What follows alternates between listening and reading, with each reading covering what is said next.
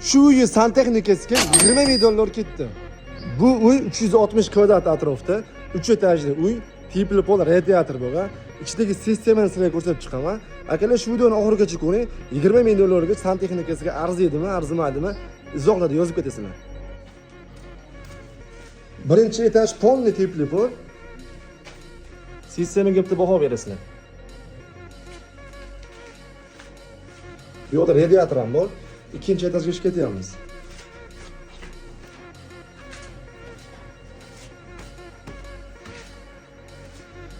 İkinci etaj polni tipli pol, radiator. Ham tipli pol bo'lgan, ham radiator bo'lgan. Sistemalarga bitta baho berib o'rasizlar. Tipli poldagi radiator ekan, akalar.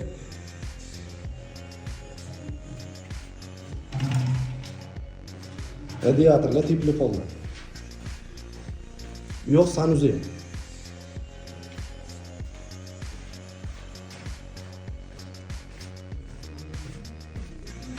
Zavodskiy demixod bo'lgan.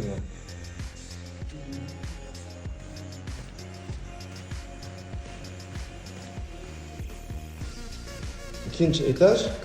Bu yoq sanuzel bo'ladi.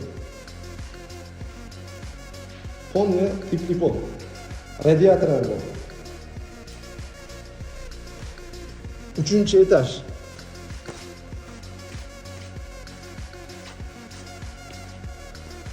Üçüncü etaj faqat radiatorda bo'lgan, akalar. Uy izolasiya qilib o'rishibdi.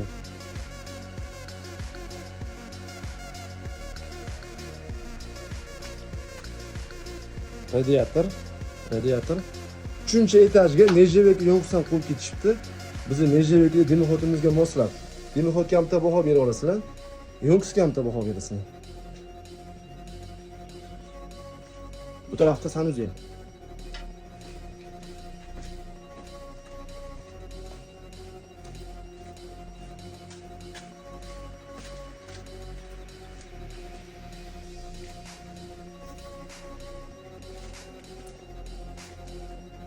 Sizlarga hozir shu joyga o'rnagan katolni ko'rsataman. Bu katol Qozog'istonda Garnak zavodi ishlab chiqargan 40 kilovatli katol. O'tinga, ko'mirga, tappiga, briketga, o'zimizning mahalliy ko'mirdan yo'q foydalansangiz bo'ladi. Umuman ko'mir tanlamaydi. Yonishiga bitta e'tibor bera olasizlar. Mana ichkarida alangasi bo'lyapti akalar.